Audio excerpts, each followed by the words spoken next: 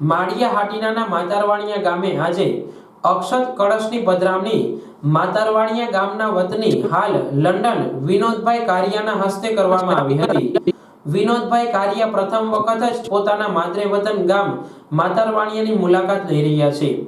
માતારવાણીયા ગામે શ્રી રામ મંદિરની પુનઃ પ્રતિષ્ઠા કરવામાં આવી હતી, ત્યારે વિનોદભાઈના પિતાશ્રી સ્વર્ગીય લાલજીભાઈ કારિયા દ્વારા આર્થિક સહયોગ મળ્યો હતો। જ્યારે પણ તેઓ માદરે વતન ગામ માતારવાણીયા ગામની મુલાકાત કરતા આવે ત્યારે શિવ મંદિર, શૈક્ષણિક સંસ્થા વગેરે સામાજિક કામમાં આર્થિક અનુદાન કરતા હતા।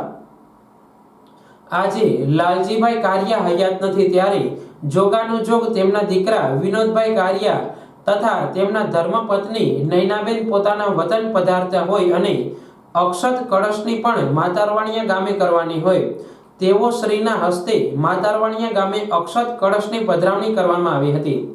ગામના દરેક ધાર્મિક સ્થળે અક્ષત કળશની પધરામણી કરવામાં આવી, ત્યારે શિવ મંદિર તથા શ્રી રામ મંદિરની દિવાલે દાતાશ્રીઓની તકતીમાં પોતાના સ્વર્ગસ્થ પિતાનું નામ જોઈને ભાવુક થઈ ગયા હતા।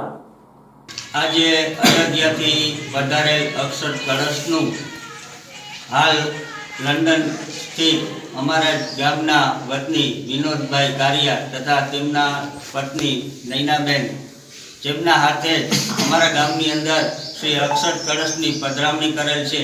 જે ગામના તમામ મંદિરો, રામ મંદિર, શંકર મંદિર, ખોડિયાર મંદિર, હનુમાન બાપાનું મંદિર, બધા મંદિરની અંદર અક્ષત મંદિરની પધરામણી કરેલ છે। અને જોગાનુજોગ આ કાર્યક્રમની અંદર અમારા ગામના વતની વિનોદભાઈ તથા તેમના પત્નીએ પણ સહભાગી થઈ અને ધન્યતા અનુભવી, તેમજ ગામના તમામ બહેનો તથા ભાઈઓ હાજર રહી સભામાં અભિવૃદ્ધિ કરેલ છે।